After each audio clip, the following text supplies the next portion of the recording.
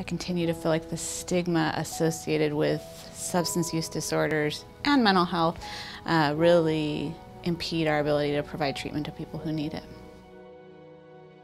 My mother-in-law suffers from bipolar 1 with schizoaffective disorder. So our family lives with an individual who is a great person and just happens to have a mental health condition.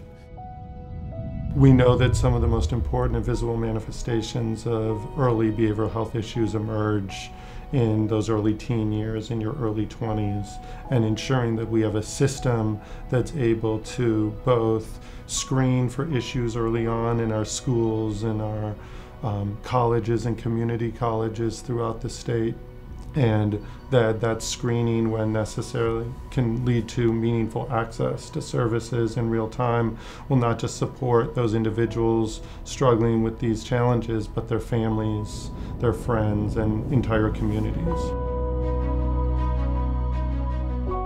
One of the efforts that we as an institute are most proud of is referred to as a No Place Like Home program. It started as a piece of legislation that was authored by then Senate Pro Tem Kevin De Leon. It was AB 1618, and it made it so that we could access a small percentage of the Mental Health Services Act funds to leverage up to a $2 billion bond to create up to 20,000 permanent supportive housing units across California for folks who are homeless or at great risk of becoming homeless and who also live with a serious mental illness. We know that we have made significant progress legislatively in moving mental health forward, but there is so much work to be done.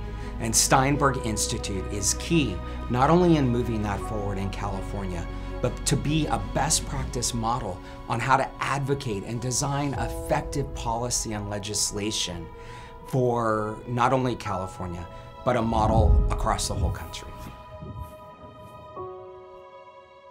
What is it going to take to focus these precious public mental health resources towards the problems that are most serious in California, like homelessness and criminal justice, and actually make a real difference that people feel and see?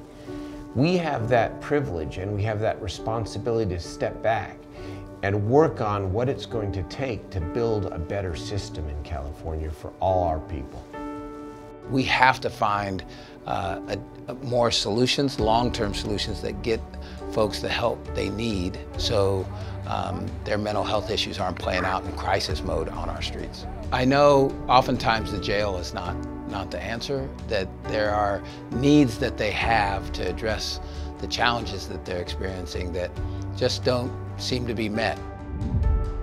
The Steinberg Institute has done an amazing job at making sure that our elected officials understand the importance of it and stepped up to the plate. What an amazing moment in time when so much of what affects the people of California and the care they get is about to be modified. And the Steinberg Institute is the trusted source for information about how to do that. Sutter Health recognized early on that we needed other partners across sectors and across industry to fulfill our commitment to high quality healthcare. We know that there is no health without mental health, and we are a champion of healthcare in the community. The Steinberg Institute can often advocate for things that politically we may not be able to at the county level because of our boards of supervisors or what have you, and it's nice to have agnostic or kind of entity that can advocate for moving our system forward in ways that we may not be able to do in our local jurisdictions. One does not think of the heart as separate from the kidneys, as separate from orthopedic issues, and we shouldn't treat the brain and challenges with brain development and other behavioral health concerns separate and apart from the rest of the body. I'm humbled and proud to share some thoughts with you about why the work we are doing here in California is so important. In fact, I can't think of work that could be more important.